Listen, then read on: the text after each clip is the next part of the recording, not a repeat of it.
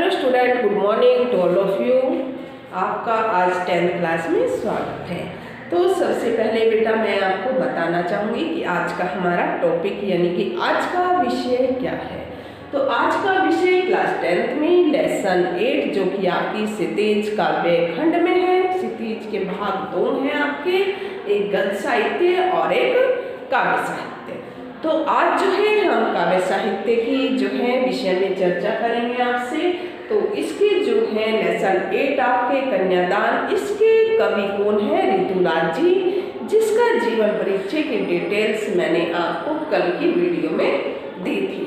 तो जिन बच्चों ने अभी तक ये वीडियो नहीं देखी है तो सभी बच्चे मेरी रिक्वेस्ट है आपसे अवश्य देखें। आपको जो है इजी हो जाएगी, पढ़ाई इजी हो जाएगी क्योंकि समझने में बड़ी आसानी हो जाएगी। तो सबसे पहले मैंने कन्यादान के जो कवि है ऋतुराज जी के बारे में वर्णन किया था, उसकी पूर्ण जानकारी मैंने दी थी। और ऋतुराज जी ने जो है कन्यादान कविता का जो है एक टॉपिक किस लिए लिखा है, यानी कि ऋतुराज जी ने जो है बेटा इस कविता में ये इनकी एक महत्वपूर्ण कविता है। कौन सी? यानी कि इनकी जो है एक महत्वपूर्ण कविता के रूप में इन्होंने कन्यादान को लिखा है। इसका नाम जो शीर्षक दिया है यानी कि कन्यादान दिया है ऋतुराज जी ने। तो इसमें जो है कविता में स्त्री जीवन के प्रति उनकी गहरी संवेदनशीलता की जो है अभिव्यक्ति हुई है। मतलब स्त्री का जो जीवन होता है उसको कैसे प्रताड़ित किया जाता है उसके बारे में जो है गहरी संवेदनशीलता इन्होंने प्रकट की है। तो इसमें जो है पाठ का सबसे पहले आज मैं आपको सार बताऊंगी, जिससे कि जो है आपको कविता का सार समझ आ जाएगा। और फिर जो है हम नेक्स्ट वीडियो में यानी कि कविता के एक एक जो है पद्यांश की रीडिंग करेंगे और उसके अर्थ बताऊंगी मैं आपको। उसकी एक एक लाइन का जो है सार मैं आपको यानी कि उसका अर्थ बताऊंगी, जिससे आपको समझ में आ जाए। तो आज यानी कि हम कन्यादान का आपको सार बताएंगे, यानी कि इस कविता का जो है सार बताएंगे।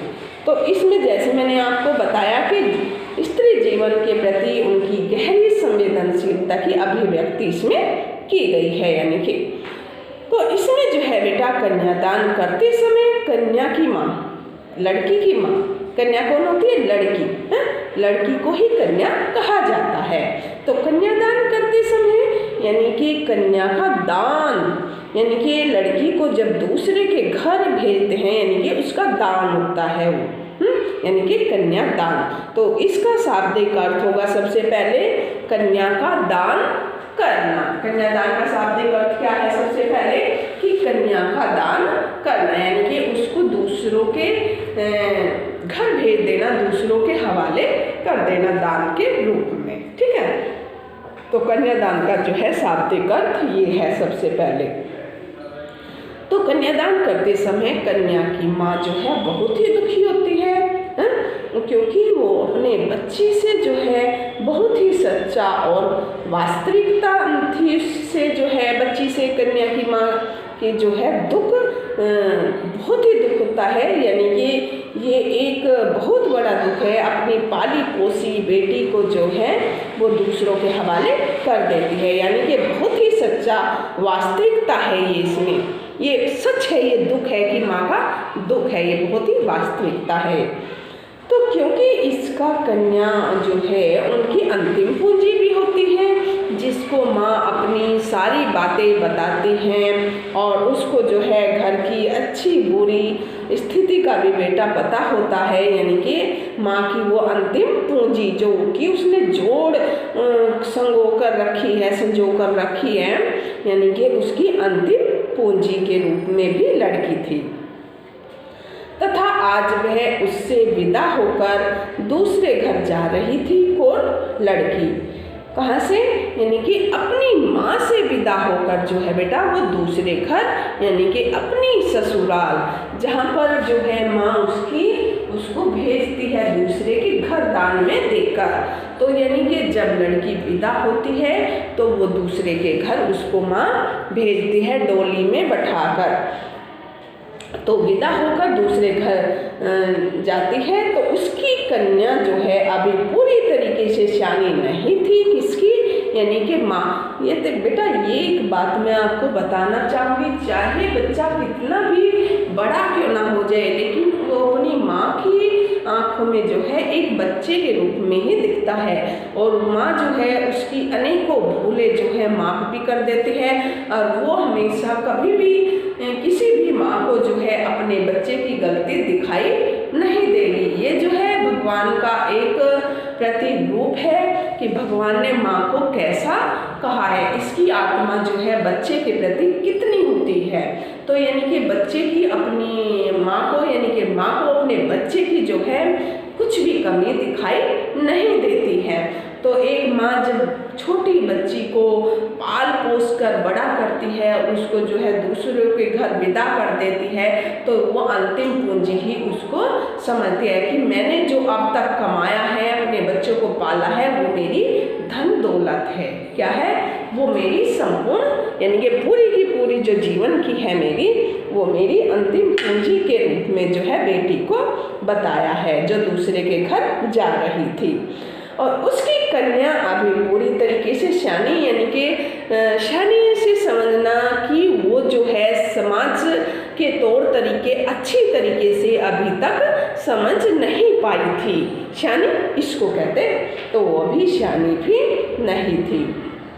उसी संसार के कुछ सुखों का तो आभास था। लड़की जब होती हैं तो उनको एक खुशी होती है कि मेरी शादी होगी, मुझे नए नए कपड़े मिलेंगे, नए नए गहने मिलेंगे, बहुत सारे गहने मिलेंगे। लेकिन इसके लिए तो वो लड़की खुश होती है कि मुझे बहुत सारे गहने और कपड़े मिलेंगे, तो मेरी बारात आएगी। इस तरीके से लड़की बहुत खुश होती है। लेकिन उसे सामाजिक दायरे में किस तरीके से बहुओं को रखा जाता है नौकरों की तरह, तो वो उसको यानी कि पूरा ज्ञान नहीं था। किसको? उस कन्या को, उस माँ की अंतिम पूंजी को, जिस माँ ने जो है बेटी को अंतिम पूंजी कहा था, यानी कि उसको जो है दुनियादारी के बारे में बिल्कुल भी समझ नहीं थी। यानी कि सुखों का तो उसे आभास था। सुखों का आभास यानी कि उसको ये तो पता था कि मुझे गहने मिलेंगे, कपड़े मिलेंगे, ऐसे ढोल बाजे बजेंगे, यानी कि इन सुखों का तो उसको आभास था। किंतु आने वाले दुखों का जो है उसको बिल्कुल भी जानकारी नहीं थी। वह जीवन की कुछ मधुर कल्पनाओं में जी रही थी, और अंत उसने अपनी पुत्री को विदा करते समय समझा कि वह जीवन के जो है बाहरी सौंदर्य, जब माँ ने अपनी बेटी को विदा किया तो उसने अपनी बेटी को एक समझ दी, एक सीख दी, और उसको समझाया कि जो है वो बाहरी सौंदर्य और वस्त्र आभूषणों पर न रीझे। कि क्या होता है, बेटी जो है जब शादी होती है तो ससुराल से नए नए गहने और नए नए आभूषण उसको मिलते हैं, नए नए डिजाइन के कपड़े और जो है आभूषण उसको मिलते हैं। तो माँ ने उसको, जब वो बेटी विदा हुई तो उसको ये समझाया कि इन चीज़ों को देखकर आप मत रीझना, यानी कि इनको देख के आप मत खुश होना। रीझना मतलब खुश अधिक मत होना, रीझना। तो इसलिए जो है इसमें रीझना कहा गया है कि उन सब को देखकर जो है ज़्यादा खुश न होना। तो यानी कि फिर उसको क्या सीख देती है कि यह सब भ्रम है। क्या होता है ये, यानी कि इस दिखावे के पीछे ये सब हमारा भ्रम होता है कि ये दिखावा है, गहने दे दिए, जो है कपड़े दे दिए, तो ये क्या है, सारी बाहरी दिखावा है। यानी कि पहनने के लिए तो कहीं सासें जो हैं गहने भी नहीं देती लड़कियों को, बहुओं को पहनने के लिए, बस एक बार उनको चढ़ा देती है और बाद में उनसे लेकर रख लेती है। तो इसलिए जो है उसकी माँ कहती है कि इन सब को देखकर जो है तुम मत इतराना, रीझना, इतराना। तो इनको ज़्यादा अपनी बेटी को ये भी सीख देती है उसकी माँ कि रोटियाँ जो है आग जो है वो रोटियां सेकने के लिए होती है, वो जलने के लिए नहीं होती। तो ये एक पंक्ति भी इसकी माँ ने इसमें उदाहरण दिया है और इस पंक्ति के माध्यम से जो है वो यह भी कहना चाहती है कि जब कई बहुओं को ससुराल में यानी कि लड़कियों को ससुराल में प्रताड़ित किया जाता है, उनको तंग किया जाता है, उनको भिन्न भिन्न प्रकार की फवत्तियाँ आलोचनाएं कसी जाती हैं, तेरी माई ऐसी, तेरे भाई ऐसे, तो ये सारे परिवार में होता है ऐसे, किसी में थोड़ा तो किसी में ज़्यादा, ये सभी में लड़कियों के साथ जो है दुर्व्यवहार करते हैं। तो इस तरीके का जो है बर्ताव किया जाता है लड़कियों को। तो माँ ने ये भी सीख दी है कि आग जो है वो रोटियां सेकने के लिए होती है, जलने के लिए नहीं। तो उससे क्या होता है बेटा, कई लड़के जो है अपने मायके में अपनी माता से पिता से जो है ये सब नहीं कह पाती, अपना जो दुख होता है, उनको जो है कोई सामान नहीं लेकर गई अपने मायके से तो उनको प्रताड़ित किया जाता है, ये नहीं लाई, ऐसा ले आई, वैसा ले आई। तो इस तरीके से यहाँ तक कि कई लोग तो जो है कुछ मोटर गाड़ी की भी मांग कर देते हैं दहेज के लिए। तो वो जो है लड़की अंदर ही अंदर जो है बेटा घुटती रहती है और वो अपने मायके में ये चीज़ नहीं बताती है। कहीं आपने इस तरीके की पिक्चर भी देखी होगी, उदाहरण के लिए मैं आपको बताना चाहती हूँ। तो वो जो है अंदर ही अंदर घुटती रहती है। एक टाइम जो है बेटा ऐसा आता है कि वो आग में जल जाती है, यानी कि अपनी आत्महत्या कर लेती है या अपने को फांसी दे लेती है या अपने ऊपर मिट्टी का तेल छिड़ककर अपने में आग लगा लेती है। तो माँ बेटी को जो है ये भी सीख देती है कि आग जो है उस रोटी सेकने के लिए है, उसको जो है जलने के लिए नहीं है। तो इसलिए जो है माँ ने बेटी को ये सीख दी थी, यानी कि उसको आगे के लिए जो है चेतन कर दिया था कि कोई ऐसा तुम्हारे साथ करे तो आप ऐसा कभी भी मत करना, यानी कि उसका जो है डटकर समाज का मुकाबला करना है, आपने ऐसे अपने आप को जो है प्रताड़ित नहीं करना है।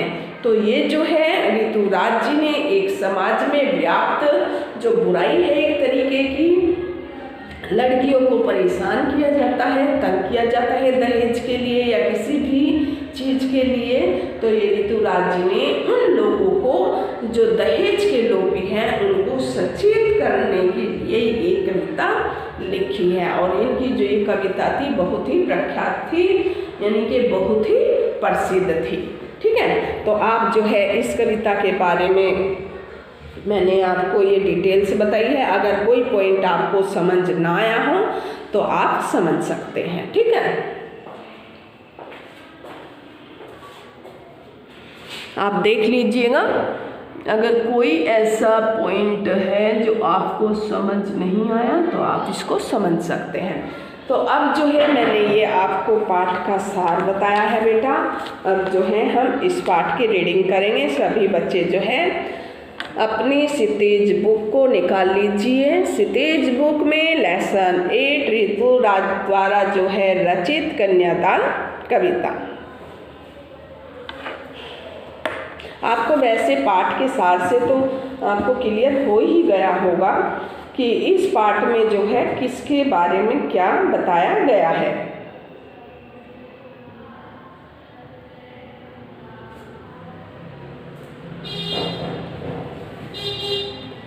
देखिएगा बेटा, निकाल लिया होगा आपने ये लेसन। सितेज भाग 2 काव्यखंड लेसन 8 जो आपकी टेक्स्ट बुक में है, और पाठ का नाम जो है वो कन्यादान, और इसके कवि जो हैं वो ऋतुराज जी हैं। तो फर्स्ट पैरा इसमें आप देखेंगे बेटा। तो सबसे पहले मैं आपको संकेत बताऊंगी कि संकेत जो है कैसे लिखेंगे। तो फर्स्ट संकेत जो है बेटा इसमें कितना, एक मिनट, संकेत, फर्स्ट संकेत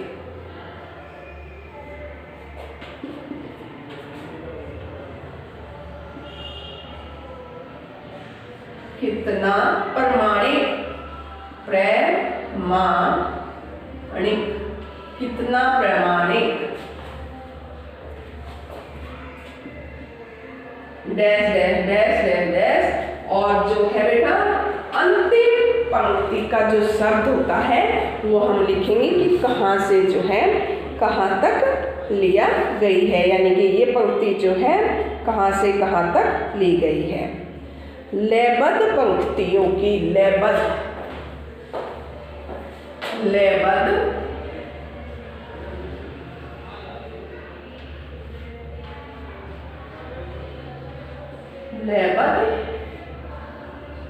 पंक्तियों,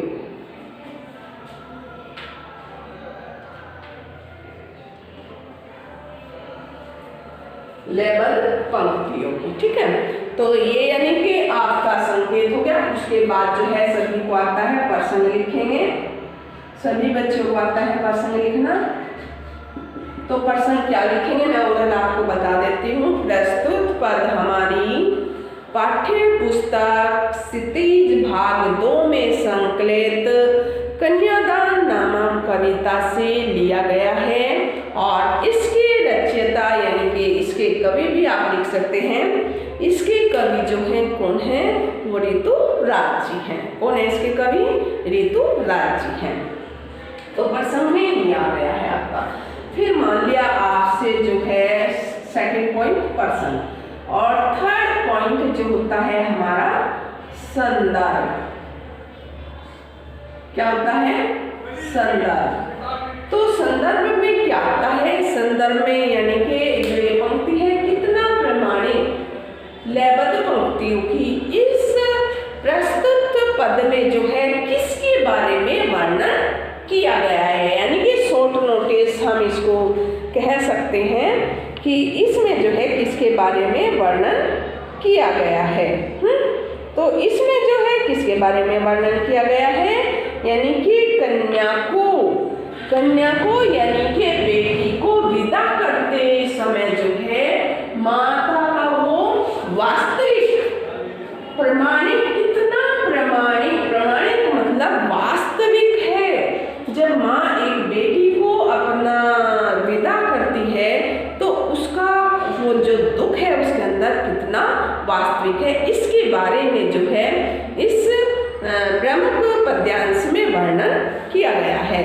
तो यानी कि संदर्भ हम किसको कहते हैं, यानी कि शॉर्ट नोटिस किसके बारे में इसमें वर्णन किया गया है। कई बार जो है बेटा पूछ लेते हैं संदर्भ कि प्रस्तुत पद का संदर्भ दीजिए, यानी कि आप उसको अंग्रेजी में यानी कि शॉर्ट नोटिस भी आप उसको बोल सकते हैं, यानी कि मुख्य पहले में मुख्य पद्यांश में किसके बारे में जो है वर्णन किया गया है।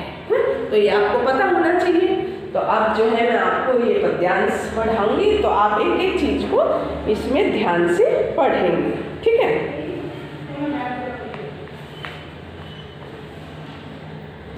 तो सभी बच्चों ने बुक निकाल ली होगी, देखिएगा बेटा। पहला पैरा, कितना प्रमाणिक था उनका दुख, यानी कि उसका दुख, कितना प्रमाणिक था उसका दुख। प्रमाणिक यानी कि सच्चा, वास्तविक। लड़की को दान में देते वक्त जैसे वही उसकी अंतिम पूंजी हो। तो इन पंक्तियों का आप देखेंगे तो इसमें जो है कवि ऋतुराज जी, कौन है कवि इसके, ऋतुराज जी। कवि ऋतुराज जी जो है कहते हैं, क्या कहते हैं, कितना प्रमाणिक था उसका दुख, यानी कि विवाह के समय अपनी पुत्री को कन्यादान करते समय जो है माँ बहुत दुखी होती है, यानी कि जो उसका दुख है वो वास्तविक है, यानी कि सच्चा है। सचमुच वो जो है माँ बहुत बड़ी दुखी होती है, यानी कि बहुत ही बड़ा दुख है उसके अंदर, बहुत ही दुखी माँ होती है। लड़की को दान में देते वक्त, यानी कि क्योंकि वह कन्या ही जो है उसकी अंतिम पूंजी है, यानी कि जैसे वही उसकी अंतिम पूंजी है और जिसके साथ वह अपने दुख सुख को बेटा हमेशा बांटती थी। कि बेटी तो वैसे भी माँ की बाप की बहुत प्यारी होती हैं, यानी कि जैसे वही उसकी अंतिम पूंजी थी, क्योंकि माँ जो थी अपनी बेटी के समक्ष, अपनी बेटी के सामने जो है दुखों को बयान कर लेती थी, आपस में बांट सकती थी। लड़की अभी शानी नहीं थी, अभी इतनी शानी समझदार, इतनी समझदार नहीं थी। शानी का मतलब समझदार, और प्रामाणिक का मैंने बताया, यानी कि सच्ची वास्तविकता थी उसके दुख की, सचमुच का दुख था उसका, कह सकते हैं आप कि। और इसमें शानी यानी कि समझदार भी इतनी नहीं थी। लड़की अभी शानी नहीं थी, यानी कि लड़की बेटा अभी समझदार नहीं थी। आज उसे अपनी उस लड़की को दान करना पड़ रहा है, जो कि अब तक दुनियादारी के बारे में बिल्कुल भी उसे मालूम नहीं है। अभी इतनी भोली सरल थी कि उसे जो है सुख का आभास तो होता था, लेकिन दुख बांचना नहीं आता था। आभास यानी कि महसूस करना, आभास का से तात्पर्य यानी कि महसूस करना। उसे सुख का तो जो है वो महसूस करती थी कि मुझे जो है सोने के गहने मिलेंगे, चांदी के गहने मिलेंगे, मुझे नए नए कपड़े मिलेंगे, लेकिन इसका तो उसको आभास था, ये तो उसको महसूस था कि ये जरूर होगा। लेकिन दुख बांचना यानी कि पढ़ना, साधारण भाषा में उसको बांचना कहा जाता है, यानी कि दुख पढ़ना उसको नहीं आता था, बिल्कुल भी नहीं आता था। पाठिका थी वह धुंधले प्रकाश की, कुछ तुकों और कुछ लयबद्ध पंक्तियों की। पाठिका से यानी कि पढ़ने वाली, पाठिका यानी कि पढ़ने वाली, तो वह धुंधले प्रकाश की यानी कि पढ़ने वाली जो लड़की थी, यानी कि उसे थोड़ा थोड़ा तो जो था पता था, लेकिन उसे जो है बेटा पूरी जानकारी उसे नहीं था, यानी कि ससुराल पक्ष की जो है उसे कठोर सच्चाई का अनुभव बिल्कुल भी प्राप्त नहीं किया था, और न ही उसे पुरुष प्रधान समाज के बंधनों का समुचित ज्ञान था, यानी कि पूरा समुचित यानी कि पूरा ज्ञान था। भले ही उसे विवाह के सुखों का थोड़ा थोड़ा तो ज्ञान था कि विवाह होगा, नए कपड़े मिलेंगे, नए गहने मिलेंगे, तो उसको जो है ये थोड़ा थोड़ा ज्ञान था। वह वैवाहिक जीवन के दुखों से, वह जो थी लड़की वैवाहिक जीवन के दुखों से नितांत अपरिचित थी। सुख में छिपे दुखों को वह नहीं जानती थी, जो सुख में उसके दुख छुपे हुए थे, उसके पीछे, सुख के पीछे जो है दुख उसके छिपे थे, उनको वो बिल्कुल भी नहीं जानती थी। देखो, पाठिका थी वे धुंधले प्रकाश की, उसे थोड़ा थोड़ा यानी कि बहुत ज्ञान नहीं था, उसे सुखों का ही थोड़ा सा ज्ञान था, उसे जो है वैवाहिक जीवन के दुखों से नितांत यानी कि अपरिचित थी, उसको बिल्कुल भी ज्ञान नहीं था। कुछ तुकों और कुछ लयबद्ध पंक्तियों की, लयबद्ध यानी कि लय में बंधी हुई, तो इसे जो है केवल वैवाहिक जीवन के ही स्पष्ट यानी कि प्रकाश का ही एहसास था, और वह तुकों और तथा लयबद्ध में यानी कि पंक्ति, इसमें जो है लयबद्ध यानी कि काव्य पंक्तियों को पढ़ना नहीं जानती थी, वो दुख को पढ़ना नहीं जानती थी, लेकिन वह जो है यानी कि वो दुख को अच्छी तरीके से नहीं जानती थी। अर्थात हम इसमें कह सकते हैं कि बेटी विवाह के बाहरी तामझाम को ही जानती थी कि गहने और आभूषण के बारे में, यानी कि अंदर की यथार्थ को वो नहीं, यथार्थ यानी कि सच्चाई को वो नहीं जानती थी। वह केवल काल्पनिक सुखों में ही जी रही थी, वो कल्पना के सुखों से ही बेटा जी रही थी, वो कल्पना ही कर रही थी एक तरीके से कि किस तरीके से इसमें शादी मेरी अच्छे गहने और इनकी कल्पना ही उसे आभास था। तो इस तरीके से से जो है आप इसमें से क्वेश्चन भी फाइंड कर सकते हैं। क्वेश्चन फाइंड करेंगे जैसे माँ की अंतिम पूंजी कौन थी, है कि प्रस्तुत पद्यांश की भाषागत विशेषताएं बताइए। तो भाषा इसमें बेटा क्या है, यानी कि भाषा जो है इसमें आम बोलचाल की सरल खड़ी बोली है और इसमें जो है कवि ने तत्सम तद्भव शब्दावली का भी मार्मिक वर्णन किया है और प्रसाद गुण सर्वत्र इसमें हमेशा व्याप्त है। सर्वत्र यानी कि सब जगह व्याप्त है और व्यंजना शब्द शक्ति की प्रधानता है और इसमें उत्प्रेक्षा अलंकार का मार्मिक वर्णन किया गया है। कौन सा अलंकार है, यानी कि उत्प्रेक्षा अलंकार का इसमें प्रयोग किया गया है। तो इसमें से आप क्वेश्चन जैसे मैंने आपको बताया है कि माँ की अंतिम पूंजी कौन थी, कवि ने पुत्री की क्या विशेषताएं बताई है, लेखक को किसका आभास होता था परंतु उसे क्या वाचना नहीं आता था, परंतु पद्यांश का भाव सौंदर्य लिखिए। भाव सौंदर्य यानी कि इसका अर्थ आप लिख सकते हैं भाव सौंदर्य का, तो ये चीज ठीक।